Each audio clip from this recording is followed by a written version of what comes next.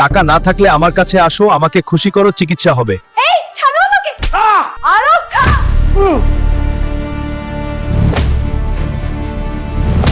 মনিকা, আপনি বারবার কেন আসছেন? আমরা আপনার বাবার চিকিৎসা করতে পারবো না। আপনার কাছে টাকা নেই, তাহলে রোগীকে মরতে দিন।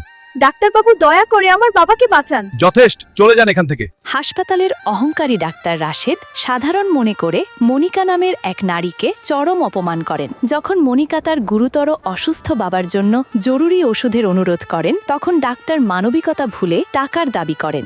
দম্ভের সাথে তিনি বলেন, টাকা দিতে না পারলে রোগীকে মরতে দাও। মনিকা যখন তাকে সরকারি নিয়মের কথা মনে করিয়ে দেন, তখন ডাক্তার আরও নিচে নেমে গিয়ে তাকে কুপ্রস্তাব দেন। এতে মনিকা অত্যন্ত ক্ষুব্ধ হন এবং তাকে সাবধান করে বলেন যে তার এই অন্যায়ের সময় শেষ হয়ে এসেছে। মুহূর্তের মধ্যেই মনিকা তার আসল পরিচয় প্রকাশ করেন। সেখানে পুলিশ ও ম্যাজিস্ট্রেট উপস্থিত হয়ে জেলা ম্যাজিস্ট্রেট ডিএম মনিকাকে স্যালিউট জানান। ডাক্তারের পায়ের নিচ থেকে মাটি সরে যায় যখন তিনি জানতে পারেন যাকে তিনি অপমান করেছেন তিনি স্বয়ং জেলা প্রশাসক। তৎক্ষণাৎ সেই দুর্নীতিবাজ ডাক্তারের লাইসেন্স বাতিল করা হয় এবং তাকে গ্রেফতার করে আইনের আওতায় আনা হয়। অন্যায়ের দম্ভ কখনোই চিরস্থায়ী হয় না, আর এই ভিডিওটি সেই শিক্ষাই দেয়। কিন্তু আমার কষ্ট একটাই, তোমরা লাইক, কমেন্ট, শেয়ার করো না। আমাকেও আমার কাজকে ভালোবাসলে ভিডিওটি শেয়ার করো।